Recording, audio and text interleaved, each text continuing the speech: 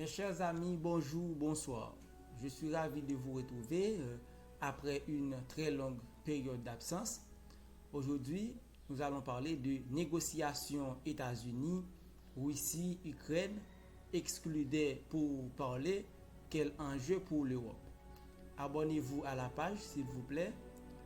Abonnez-vous. Il faut qu'on soit de plus en plus nombreux. Vous suivez ces diplomaties. C'est Diplomatie, une émission pour vous permettre de bien comprendre le monde, analyse et décrypte les faits saillants d'actualités internationales. Cette émission va vous permettre d'acquérir des connaissances, des idées claires et nettes en relations internationales. Les relations internationales sont une discipline extrêmement importante ayant pour sujet principaux d'études le droit international, la politique internationale, l'économie internationale, l'histoire des relations internationales, la géopolitique, pour ne citer que cela.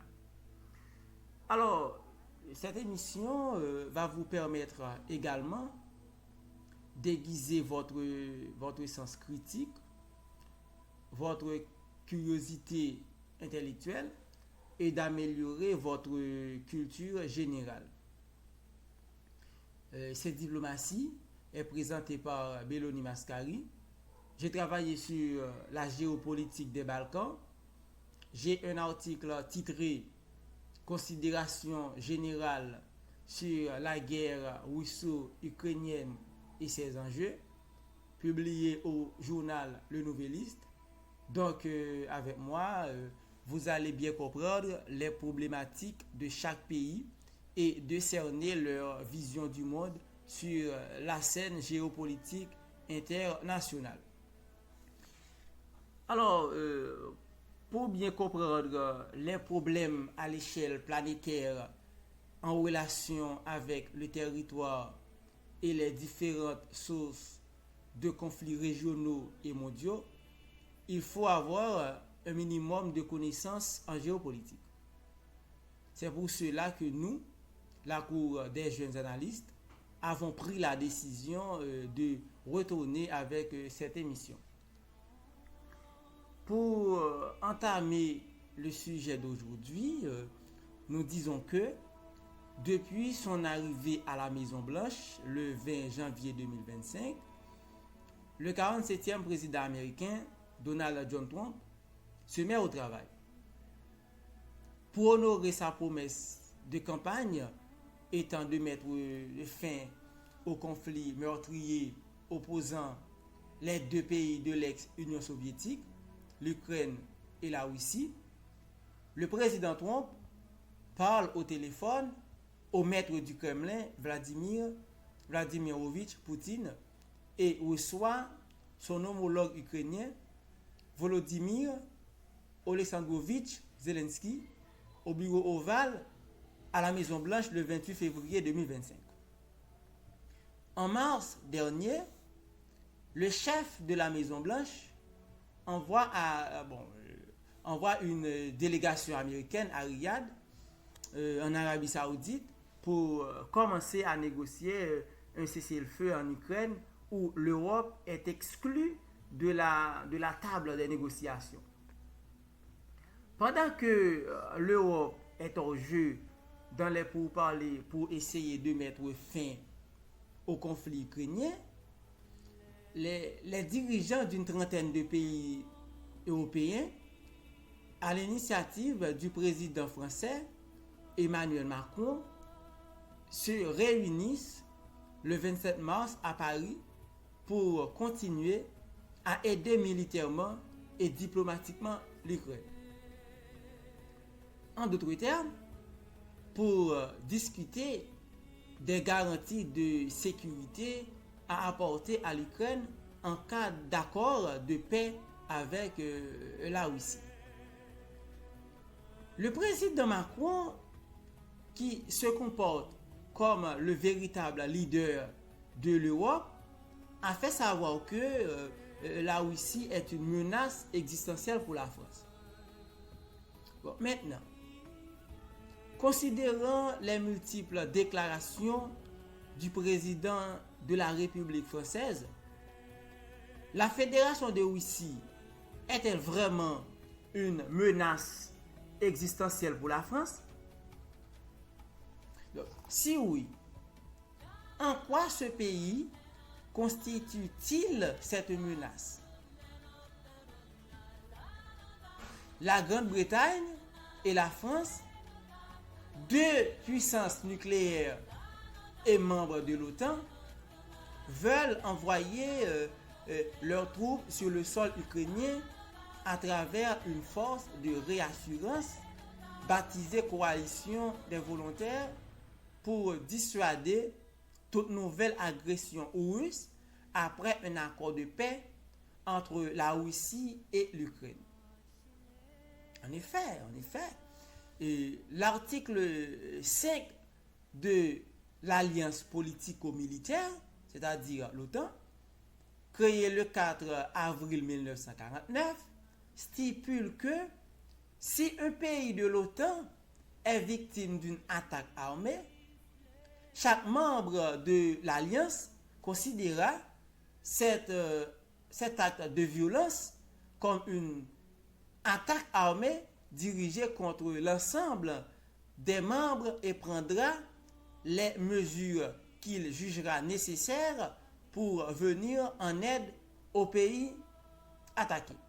Donc, mes très chers amis, ces pays-là, après un cessez-le-feu complet en Ukraine, en cas d'une nouvelle offensive militaire russe sur le sol ukrainien, sont-ils déjà prêts à entrer dans une guerre contre la Fédération de Russie, étant la première puissance nucléaire mondiale, possédant environ 3000 têtes d'ogives nucléaires?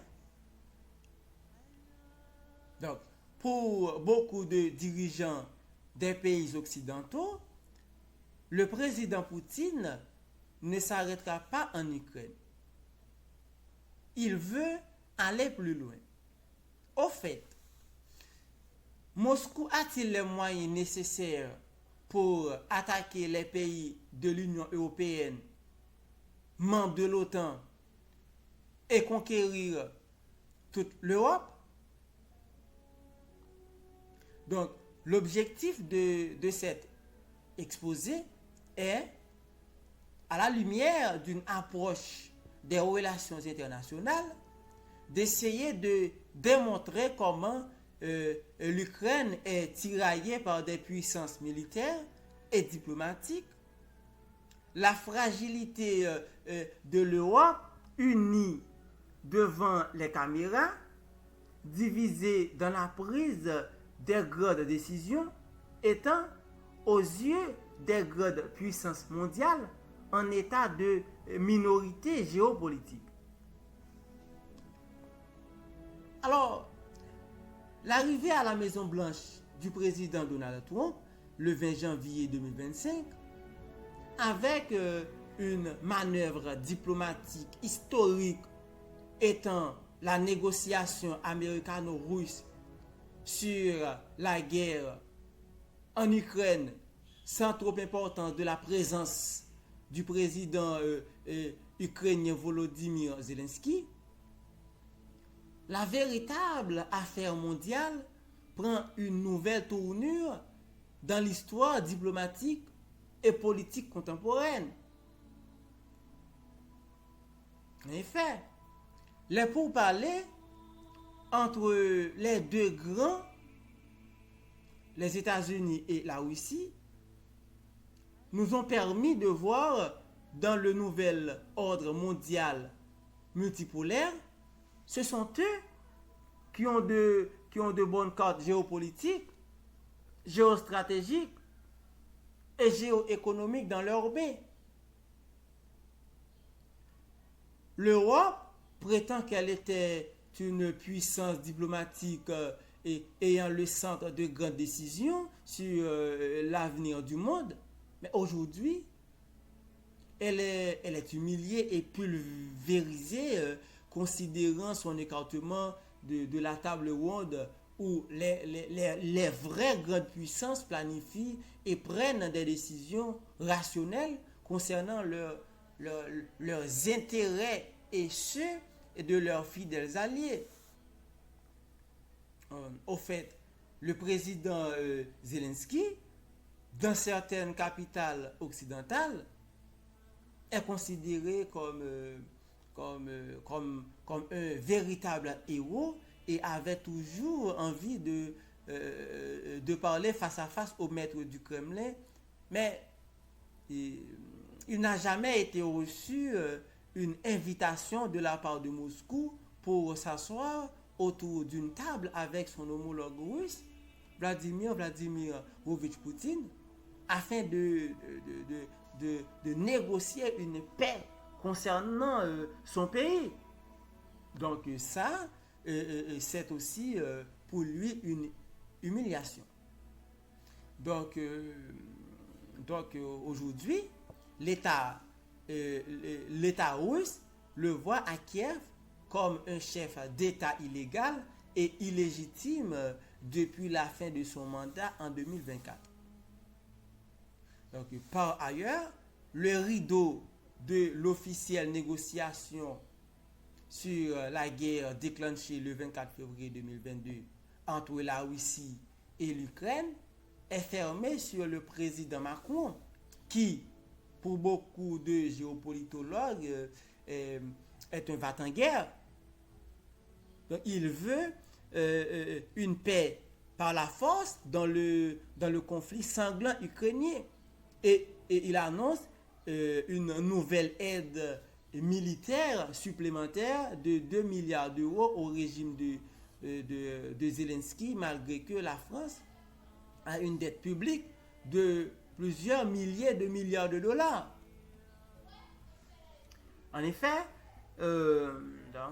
avec le sommet sur la paix et la sécurité pour l'Ukraine, en vue d'essayer de finaliser des garanties de sécurité pour Kiev dans le cadre d'un éventuel accord de paix avec la Russie, une étape de plus vient d'être franchie dans la marche vers l'irréversible.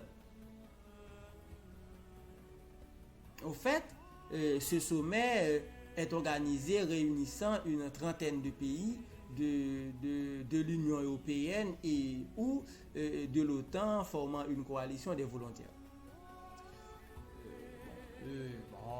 Dans ce contexte d'ébullition internationale où les tensions militaires atteignent un point critique, face à la volonté de la France et du Royaume-Uni d'envoyer une force de réassurance pour l'Ukraine, beaucoup d'hommes, de femmes et de responsables politiques européens, voyant que l'Europe ou le monde est au bord d'une guerre totale, meurtrière et dévastatrice, manifestent leur mécontentement.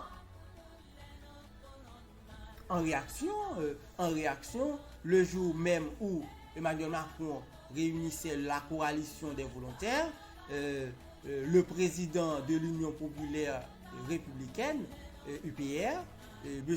François Asselineau, a organisé à Paris un rassemblement pour la paix, pour dire non à la guerre, oui à la paix. Et par cette occasion, François Marin, géopolitologue et président du club HEC Géostratégie, lui argumente contre la politique de va-t-en-guerre du président français. Nicolas Dupont-Aignan, pour lui, le chef de l'Élysée manipule l'opinion et pour saboter la paix. Donc ainsi, et de notre point de vue, c'est une manœuvre ou une stratégie du président Macron pour détourner l'attention publique française face à son échec de la politique intérieure et de la politique étrangère, conduisant à une inflation dans son pays et la perte de l'influence de la France, puissance en chute libre, puissance déclinante, et en Afrique où elle perd plusieurs batailles diplomatiques très importantes. Donc, également, le premier ministre britannique, Keir Starmer, relégué au rang de figurant, n'a ni siège, ni levier dans les pourparlers à Riyad en Arabie Saoudite.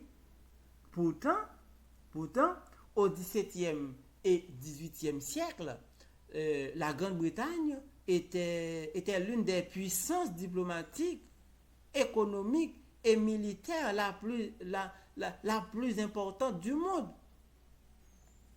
Donc aujourd'hui, la géopolitique mondiale change et la donne change également sur la scène internationale.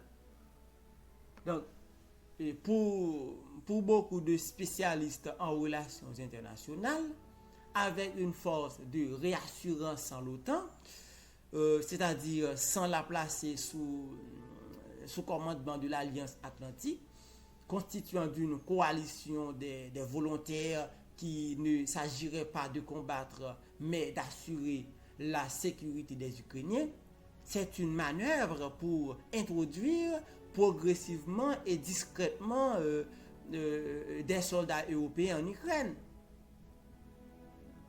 Vu qu'une présence militaire officielle sur le sol du pays de Zelensky, dans une zone de guerre, peut potentiellement être débouchée sur un affrontement armé entre des puissances nucléaires, et plusieurs pays de l'Union européenne, membres de l'OTAN, notamment l'Allemagne et l'Italie, réfléchissant de tout ce qui se passait lors de la Seconde Guerre mondiale, où elles étaient capitulées, ne veulent pas envoyer de troupes en Ukraine.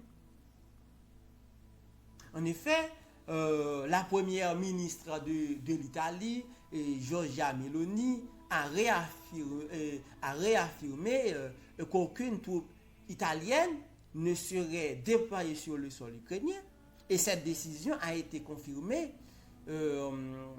lors d'une rencontre réunissant les vice-premiers ministres italiens, le ministre des Affaires étrangères Antonio Tajani et le ministre des Transports Matteo Salvini, ainsi que le ministre de la Défense Guido Crosetto.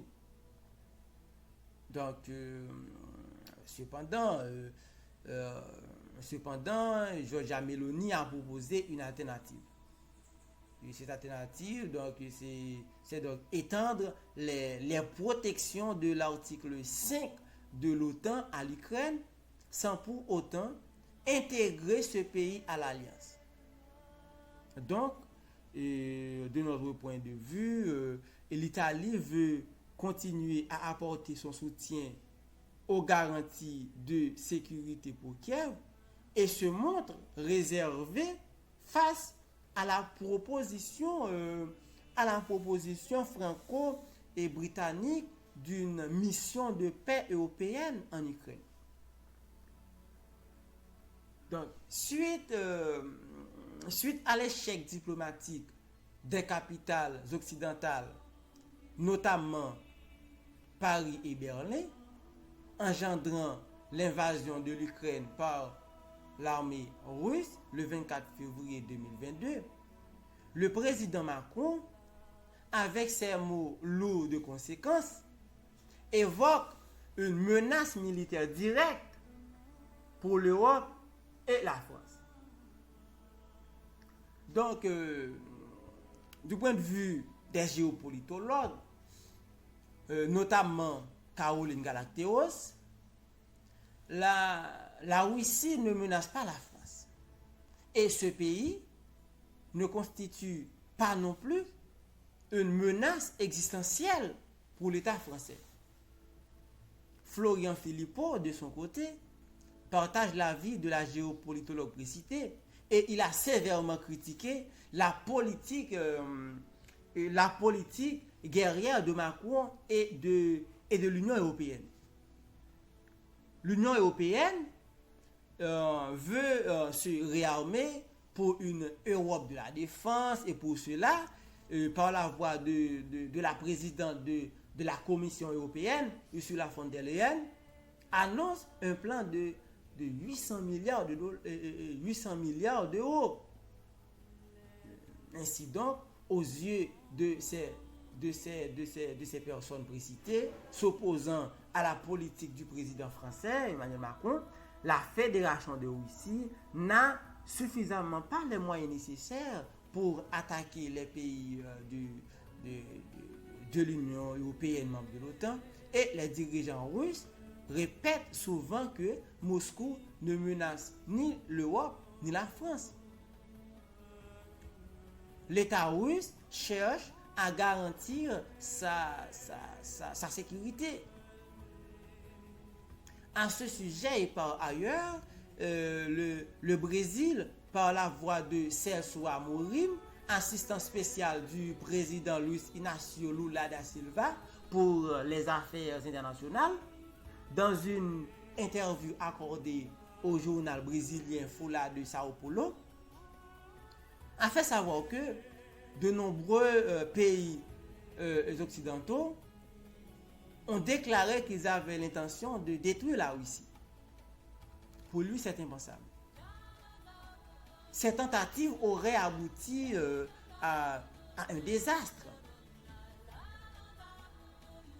Pour lui, la Russie est un facteur de stabilité pour le monde et l'Europe.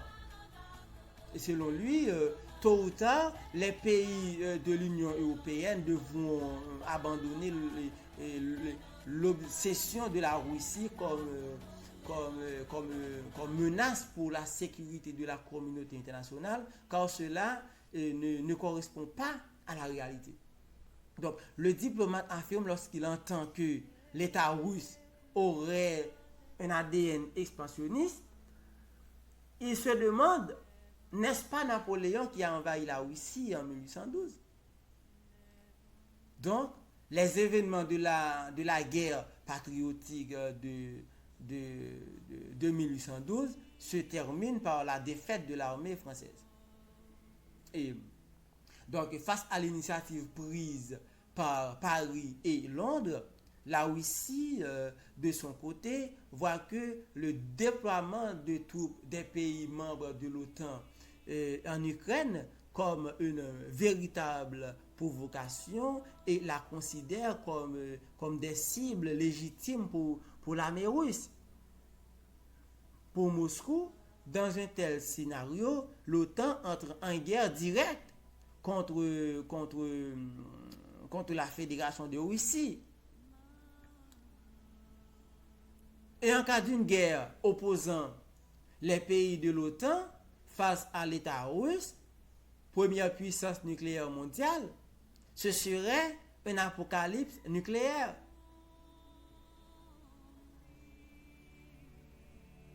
C'est-à-dire, c'est peut-être la disparition totale de notre civilisation, considérant les arsenaux nucléaires que possèdent les grandes puissances d'aujourd'hui.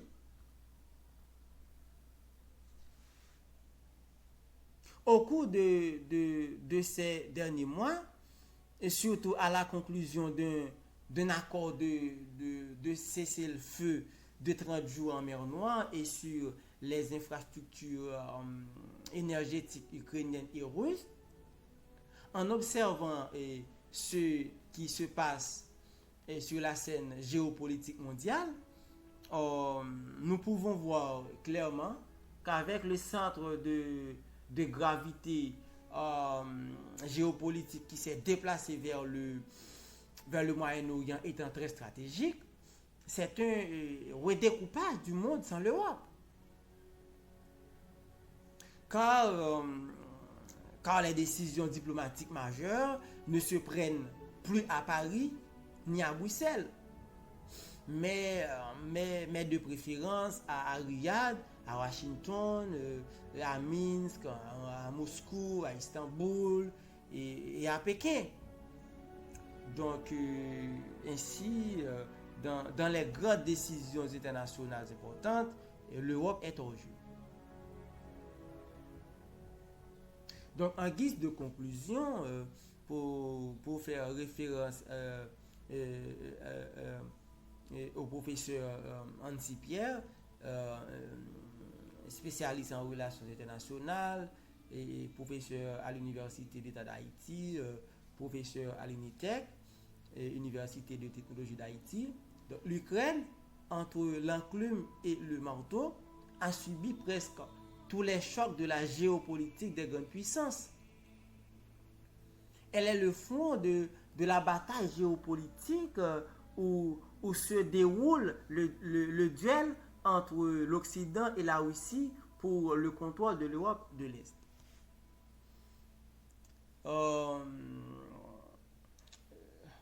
Pour Kaldouyat, pour lui, l'Ukraine se trouve au milieu d'une opposition qui est due à plusieurs facteurs, notamment la ligne de fracture entre les deux blocs qui sont Est-Ouest. Donc, dans le début de négociation d'un cessez-le-feu en Ukraine, l'Europe prend une leçon de géopolitique, géoéconomique et géostratégique dans les jeux de pouvoir entre les deux grandes puissances diplomatiques et militaires du monde, à savoir les États-Unis d'Amérique et la Russie. Donc, l'Europe est sacrifiée, l'Europe est humiliée. Oui, l'Europe est humiliée. La majorité des pays d'Europe s'alignent aveuglément pour aider militairement l'Ukraine et prennent de sévères sanctions contre la Russie. Et par conséquent, les répercussions de ces sanctions sont catastrophiques sur le plan économique et social de ces pays. D'abord, il y a une inflation galopante sur l'énergie, les métaux et l'alimentation. Ensuite, un effondrement à minima partiel des marchés financiers européens. Et enfin, des possibles restrictions bancaires et contrôle des capitaux. Donc, avec la guerre russo-ukrainienne de 2022, beaucoup de dirigeants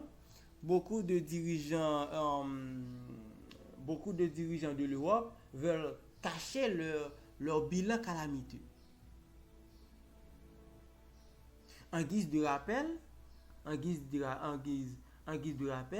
nous avons parlé de négociations États-Unis-Russie-Ukraine, exclu des pourparlers, quel enjeu pour l'Europe.